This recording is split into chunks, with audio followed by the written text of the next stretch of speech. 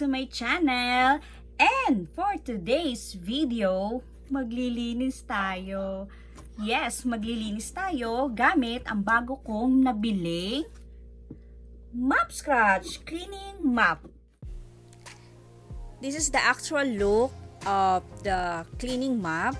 And nabili ko siya sa Lazada for 347. So, siguro 2 weeks ko siyang na-receive.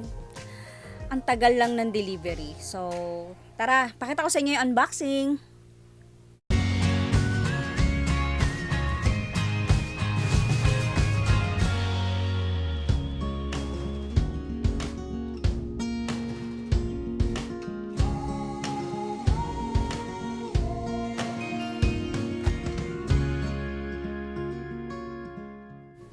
So, before we assemble, I'll show to you the parts. This one is the stainless steel mop bar.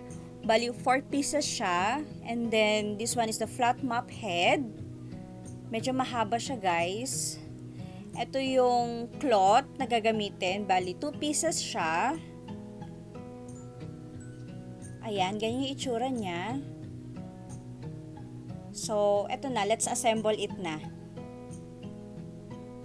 So, una ko munang kinabit yung stainless steel mop bar dun sa pinaka mop head. Nung tinry ko yung 4 na bars ikabit, medyo mahaba. So, ang ginawa ko, binawasan ko muna ng 1 bar para mas convenient pag gagamitin. Para sa akin para sa akin. So, ganito yung itsura niya. Itatabi ko muna tong mop bar. Tapos, itong cloth, hindi ko alam, ganito ba talaga to? Tapos, may ganyan siyang, may uka siyang ganun. So, kalahati lang yung naka-attach. Tapos, ito yung removable cover. Medyo baliktad lang yung pagkakalagay ko. Pero, inayos ko siya after nitong video. So, ito, try na natin. Medyo na-struggle ako na naiinis. Kasi, ganyan ko siya isusuksok. May mga napanood akong reviews dun sa shop. Ibabaliktad din daw. Kaso nung tinry ko siyang baliktarin from the opposite side, hindi siya nabebend totally kasi iba yung uka niya. Though yung performance naman niya is okay. Eto, papakita ko sa inyo. Meron kasing stain dito sa floor namin na super 3 weeks ago nang nakadikit dyan. Siguro yung lemon, kasi basta yung lemon juice.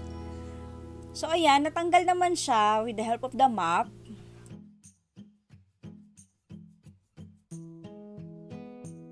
Ayan, medyo kini-clear ko lang yung area. Ayan, okay naman siya. Smooth siya pag minamap sa gantong floor. Hindi ko alam sa ibang floor, sa texture ng floors, pero for sure naman, ganun din yung smooth din. Smooth.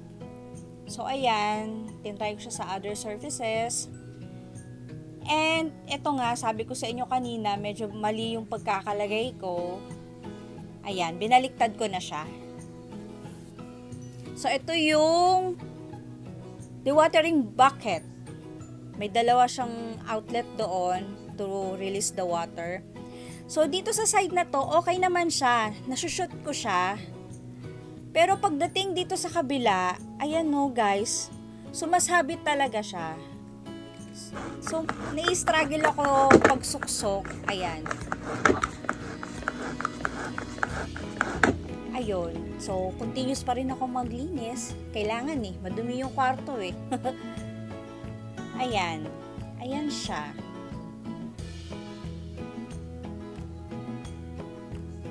So, dito ko muna siya tinry sa kwarto namin. So, guys, dahil nanggigigil ako, hindi ako mapakali, kailangan ma-figure out ko to. So, ito siya. At ngayon ko lang nalaman na ganito pala siya, day. Mariosep. Ang hirap-hirap ba na ako? So, ito, yun. So, hindi na siya matatanggal. Sure ako. Ganyan na siya. Kung kailan tapos na ako maglinis, ngayon ko lang nalaman na ganito pala siya. So, ayun. Case closed. May binili pa ako sa Lazada na for sure magugustuhan nyo. Basta, magugustuhan nyo. Ito na. Here it is, Youbao Bluetooth speaker. Nabili ko sa Lazada for 325 pesos. Tara, unbox na natin.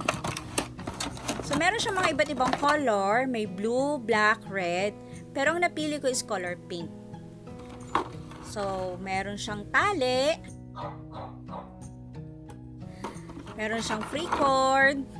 And then, merong manual. Yung mga parts nandito. So, tara, try na natin. Low power. So, inform ko kayo na nagamit ko na siya mga ilang hours na din while cleaning. Tapos bigla na lang nag-pop up yung low battery na command. So, medyo i-edit ko yung sounds kasi may copyright. Youbao Bluetooth speaker is ready to be paired. Pero nung nilalakasan ko tong volume ng Connected. speaker na to, ng Youbao, hindi siya sabog. Pwede ko siyang i-compare dun sa mga high-branded na mga Bluetooth speakers sa market. I will not mention them na lang. For sure, alam niyo naman yung mga known brands ng mga Bluetooth speaker ngayon.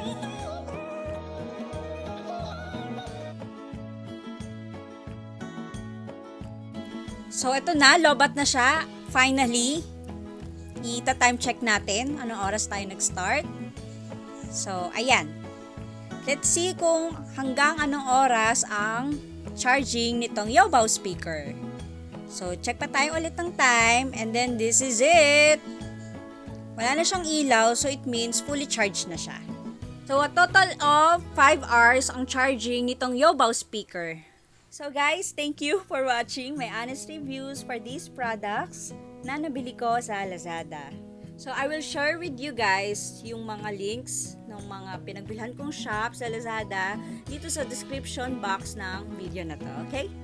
And guys, kung bago pa kayo sa channel ko, please don't forget to like and subscribe for more updates. Okay, bye-bye!